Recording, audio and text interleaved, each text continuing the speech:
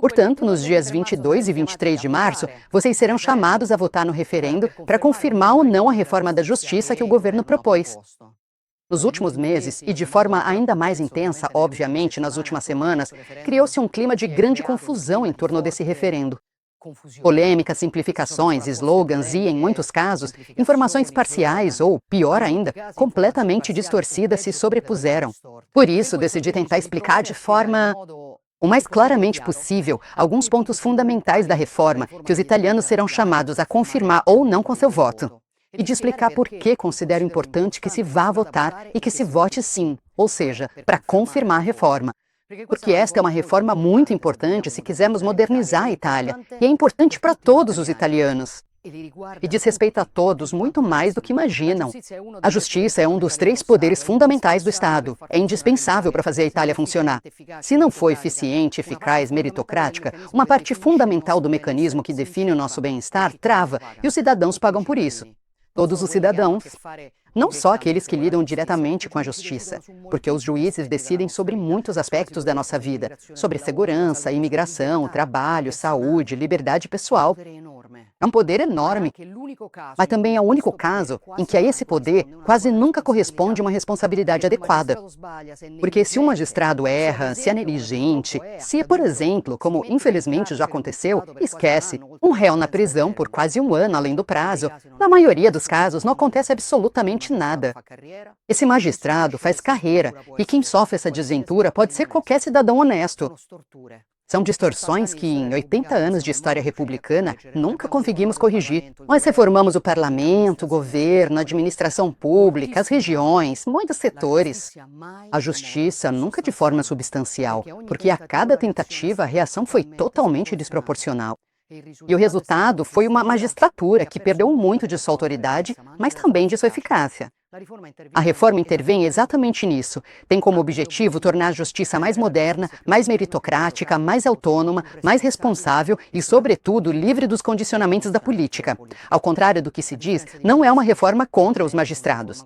É uma reforma contra as degenerações de um sistema engessado que nunca foi adequado a um mundo que mudava ao redor. E é por isso que ela é apoiada com convicção por muitos magistrados, inclusive por muito mais do que aqueles que declaram isso publicamente. Talvez devêssemos nos perguntar por que alguns preferem não declarar isso. É uma reforma que serve para recuperar para a magistratura um prestígio comprometido e, assim, aumentar a confiança dos cidadãos na justiça. Vamos aos principais conteúdos da reforma. A reforma faz basicamente 3 coisas simples, modificando apenas alguns poucos artigos da nossa Constituição. Primeira novidade, a reforma introduz a separação das carreiras entre quem acusa e quem julga. Por quê? Porque se quem te acusa e quem te julga são 2 colegas de trabalho com trajetórias de vida e profissionais que se cruzam o tempo todo. É possível que quem te julga tenha, digamos assim, um olhar especial para o que diz quem te acusa. Nós achamos que sim. E como, com razão, a Constituição diz que o juiz deve ser imparcial e neutro, nós reforçamos essa imparcialidade, tornando as carreiras de juiz e de promotor separadas para evitar misturas. O processo se torna mais justo e o cidadão passa a ter mais garantias. E vendo os tons apocalípticos que estou ouvindo de quem, digamos, não parece ter muitos argumentos contra essa reforma, como a acusação de deslizamento para um sistema não liberal, eu acho que é útil que os italianos tenham esse dado. Na grande maioria dos países europeus, a separação das carreiras já existe. Então, a anomalia é representada por eles ou pelo que ainda resiste na Itália. Quer dizer, são todos os outros que não são liberais? Ou somos nós que ficamos para trás? Vamos colocar assim, dessa vez, já que somos nós que queremos nos aproximar. A Itália da Europa, como sempre. Alguém, em particular a esquerda, se opõe a qualquer forma de modernização deste país. Segunda novidade, nós modificamos o mecanismo de seleção dos membros do CSM. O que é o CSM? O Conselho Superior da Magistratura. É basicamente o órgão de autogoverno dos magistrados. É quem decide as carreiras dos magistrados, as promoções. É quem julga os magistrados quando eles cometem erros. O problema é que atualmente o CSN é eleito por 2/3 pelos próprios magistrados que depois, aliás, ele deve julgar, deve promover ou não promover. e é eleito com base em listas organizadas pelas correntes ideologizadas, como se fossem partidos dentro da magistratura. E por 1/3 é eleito pelo parlamento, com lógicas que claramente são de divisão política. A reforma substitui esse modelo, que está nas mãos das correntes ideologizadas e dos partidos políticos, por um sorteio. Obviamente, um sorteio entre aqueles que têm os requisitos para ocupar esse cargo. Isso significa que amanhã teremos 2 CSM, um para a magistratura de investigação e outro para a magistratura julgadora, compostos por pessoas que não precisaram pedir voto a quem. Depois, essas pessoas terão que decidir se promovem ou não, se transferem ou não, e não foram escolhidas pelos partidos. Com o sorteio, portanto, os membros do CSM não terão que agradecer a ninguém por estarem ali e poderão exercer seu papel livremente. Sem nenhum tipo de condicionamento, valerá apenas o mérito e a consciência de pessoas que são livres. Para quem diz que o sorteio é um salto no escuro porque mandaria para o CSM o primeiro que aparecer, eu preciso lembrar que ele é feito sobre um grupo qualificado, formado por pessoas que normalmente decidem sobre a liberdade dos cidadãos, o destino das famílias e a economia italiana. Vocês querem me dizer que essas mesmas pessoas não seriam capazes de decidir quem vai ser o procurador da República ou o presidente de um tribunal? Terceira novidade, importantíssima na minha opinião, estamos instituindo o Alto Tribunal Disciplinar. Ou seja, um tribunal para julgar os magistrados que cometem erros, tarefa que, portanto, não caberá mais ao Conselho Superior da Magistratura, composto também por magistrados e membros leigos, que também são sorteados entre pessoas altamente qualificadas. Portanto, mais uma vez, entre quem tem os critérios para poder fazer isso, mas sem lógicas de corrente ou de partido. Significa que, finalmente, depois de 80 anos, até mesmo os magistrados serão julgados por um órgão independente, algo que já acontece para todos os outros. Talvez não vejamos mais aqueles casos de juízes que foram claramente negligentes, sem que isso tivesse qualquer consequência. Como vocês podem ver, são 3 coisas de um bom senso absurdo assim. De bom senso que já foram amplamente propostas no passado, inclusive por muitos daqueles que hoje dizem-se contra. Tão de bom senso que sob a reforma são ditas inúmeras coisas falsas. Ou, de qualquer forma, tenta-se desviar o debate do verdadeiro conteúdo do referendo. Mas como eu não tenho problema em focar no conteúdo, quero responder rapidamente às principais críticas que ouvi. De quem se opõe a essa reforma, o primeiro ponto é que dizem que a reforma não resolve os verdadeiros problemas da justiça. Eu, ao contrário, acho que resolve, começando pela raiz do problema. Porque, com o novo sistema, o magistrado que não se dedica ao trabalho, como exige a lei, mas também, como exige a ética, terá que se explicar diante de um juiz disciplinar. Finalmente, em terceiro lugar, com um CSM que avaliará o mérito e não a filiação para decidir sobre a carreira do magistrado. E o mérito conta. E como conta? Porque em um sistema no qual, para fazer carreira, você precisa principalmente demonstrar o seu valor, finalmente, e não a sua filiação à corrente ideologizada, como acontece hoje, muito mais. Dificilmente o magistrado que quer progredir na carreira poderá continuar a fazer mal seu dever, deixando pessoas na prisão por meses e meses, pessoas que, na verdade, deveriam ser colocadas em liberdade, ou, ao contrário, colocando em liberdade pessoas perigosas por escolha ideológica, ou demorando para tomar as providências, com prazos que se estendem e consequências injustas para a vida de muitos cidadãos. Como isso impacta? Impacta em termos de rapidez e também em termos de justiça.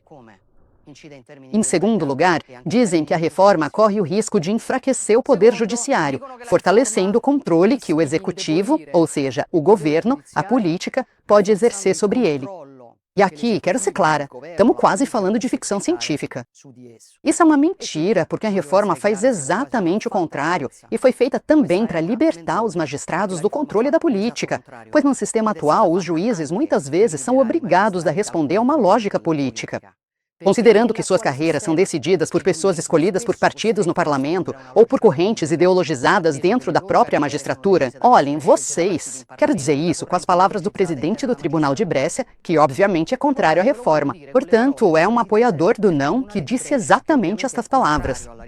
Se eu sou um membro do CSM eleito por uma corrente progressista e voto em um cargo diretivo em um membro que pensa diferente, depois terei que responder à corrente sobre o que eu fiz. Se, por outro lado, colocássemos membros sorteados, esses membros decidiriam, de acordo com o próprio critério deles, claro. Então, com o sistema atual, se você quer fazer carreira, tem que responder à corrente. Com sorteio, não. Qual dos dois sistemas, na opinião de vocês, garante mais liberdade em relação à política? E qual se concentra mais no valor do indivíduo do que na sua filiação? Então, eu acho que precisamos ser sinceros. O verdadeiro problema que a esquerda tem com essa reforma é que nós libertamos os magistrados desse controle e dessa influência, porque a esquerda sempre usou a justiça quando não conseguia vencer as eleições. E essa reforma quebra esse mecanismo, mas não para substituí-lo por magistrados controlados pela direita. Muito pelo contrário, para substituí-lo por magistrados livres de qualquer influência. Que finalmente poderão fazer carreira porque são competentes, e não porque são de direita ou de esquerda. Depois, tem quem diga também que, com o sorteio, corremos o risco de acabar com incompetentes no CSM. E aqui basta lembrar que o sorteio para escolher juízes já está previsto, porque os magistrados, por exemplo, que fazem parte do Tribunal dos Ministros, são sorteados. Então, por que os magistrados que julgam os políticos podem ser sorteados, e os que julgam os próprios magistrados não? E aí seriam considerados incompetentes. Talvez os juízes do Tribunal dos Ministros não, porque são sorteados entre magistrados que têm os requisitos, a competência e a capacidade para isso. Só que, nesse caso, foi escolhido sorteá-los para evitar que suas decisões pudessem ser influenciadas por relações pessoais, por orientações políticas ou por conflitos de interesse, o que é correto e é exatamente isso que queremos fazer também para os magistrados que decidem sobre outros juízes. A tese bizarra de quem diz, mas você se submeteria a uma cirurgia feita por um chefe de equipe sorteado. São argumentos francamente eficazes do ponto de vista da comunicação, talvez, mas totalmente errados no mérito. Porque, como já disse várias vezes, só quem é adequado para aquele papel pode ser sorteado. Não é qualquer um. Dentre os qualificados, não se escolhe por amizade ou aliança, mas sim de forma aleatória. Assim, a pergunta certa seria, você prefere ser operado por um chefe de equipe que ocupa o cargo porque é amigo de quem o nomeou? Ou por um chefe de equipe que está no cargo porque tinha os requisitos objetivos para isso e ninguém o indicou? Então, quem quiser que o chefe de equipe continue sendo escolhido por amizade política, pode votar não. Mas quem quiser um chefe de equipe que esteja lá pelo seu valor e não pelas suas amizades, deve votar sim. E, de qualquer forma, nunca vi alguém entrar em um pronto-socorro e ter o privilégio de escolher por quem vai ser atendido, entre os médicos disponíveis. Mas esse é outro raciocínio. No fim de todas essas, digamos, essas contestações infundadas para convencer vocês a votarem não, estão dizendo que, no fim das contas, não importa o que diz a reforma, vão votar só para tirar o governo do poder. Aconselho a não cair nessa armadilha. Usam o escudo do governo porque não querem uma reforma que é mais do que justa, mas o governo não vai renunciar caso não vença. Escrevemos no programa com o qual nos apresentamos nas eleições que faríamos uma série de reformas, incluindo a da justiça. Cumprimos, como sempre, o compromisso assumido com os eleitores. Agora cabe aos italianos confirmar ou não a reforma. Da nossa parte, queremos chegar até o fim da legislatura e ser avaliados nas eleições políticas por todo o trabalho que realizamos. Então, os italianos que quiserem nos tirar do poder podem fazer isso tranquilamente daqui a um ano. Mas hoje se vota sobre a justiça, não sobre política. E se perdermos essa oportunidade de modernizar a justiça, temo que não teremos muitas outras. As coisas continuarão sem funcionar independentemente de quem esteja no governo. E para sempre. Então, o meu conselho é, votem pensando no que é melhor para vocês e para seus filhos, não pensando no que é melhor para o governo ou para um partido específico. Porque essa reforma não é uma reforma de direita nem de esquerda, é uma reforma de puro bom senso. Diz respeito à vida das pessoas, à sua liberdade, aos seus direitos. E lembrem-se de que os governos passam, as polêmicas passam, mas as regras permanecem e impactam a sua vida, o seu dia a dia. Decidam se querem manter tudo igual ou nos ajudar a criar uma justiça justa, independente e eficiente. Nos dias 22 e 23 de março, vocês escolhem. Espero que optem pela mudança, por despolitizar o judiciário e torná-lo mais respeitável e meritocrático. Escolham o sim.